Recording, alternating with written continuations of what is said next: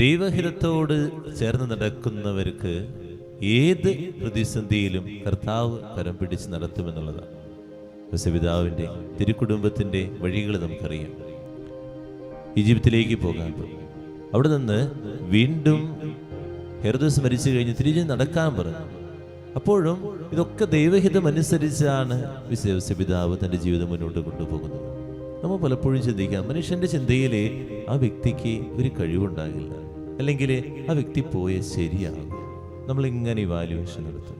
എന്നാൽ ആ വ്യക്തിയെ നയിക്കുന്ന ദൈവമാണെങ്കിലോ, മനുഷ്യനിങ്ങനെ ചിന്തിക്കുക മാത്രമേ ഉള്ളൂ. ദൈവം നയിക്കുന്ന വ്യക്തിയാണെങ്കിലല്ല ഏറ്റവും സുഖമായിട്ട്, സന്തോഷമായിട്ട്, സമാധാനമായിട്ട്, നമ്മൾ ചിന്തിക്കുന്നതിനേക്കാൾ അപ്പുറമായിട്ട് ഭംഗിയായിട്ട് ചെയ്തു പോരുന്ന കാണും. എന്തുകൊണ്ടാണ്? കാരണം ദൈവമാണ് നയിക്കുന്നത്. അവൻ്റെ ബുദ്ധിയോ അല്ലെങ്കിൽ കൗശലതയോ ഒന്നുമല്ല അവിടെ നയിക്കുന്നത്. ദൈവം അവനിങ്ങനെ കൈപിടിച്ച് ഇങ്ങനെ കൊണ്ടുപോകും. ഏത് സഹനത്തിലും വേദനയിലും ബുദ്ധിമുട്ടിലും ഇങ്ങനെ ശാന്തമായിട്ട് കൊണ്ടുപോകുന്നത് കാണും.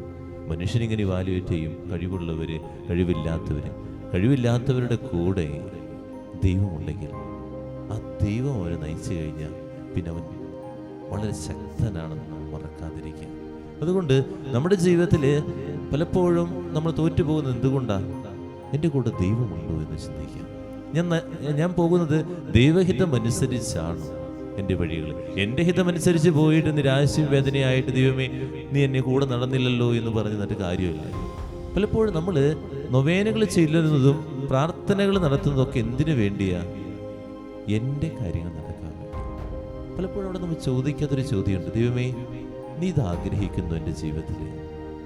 ഒരിക്കലും നമ്മൾ ചോദിക്കാറില്ല. ദൈവമേ ഞാൻ ഈ വഴിയെ പോകാൻ നീ ആഗ്രഹിക്കുന്നു, ഇതെൻ്റെ ജീവിതത്തിൽ നടക്കേണ്ട ഒരു സംഭവമാണോ എന്ന് നമ്മൾ ചോദിക്കാറുണ്ട്. ഒരിക്കലും നമ്മൾ ചോദിക്കില്ല. ഇത് നടത്തി തരണം എന്നാണ് ദൈവത്തോട് പറയുക. അവിടെയാണ് നിരാശ വരുന്നത്. ചിന്തിച്ചു നോക്കുക, ദൈവഹിതമാണോ ഞാൻ എൻ്റെ ജീവിതത്തിൽ നടക്കുന്നത്? അതുപോലെ ദൈവം എൻ്റെ കൂടെയുണ്ടോ? പ്രാർത്ഥിക്കുക.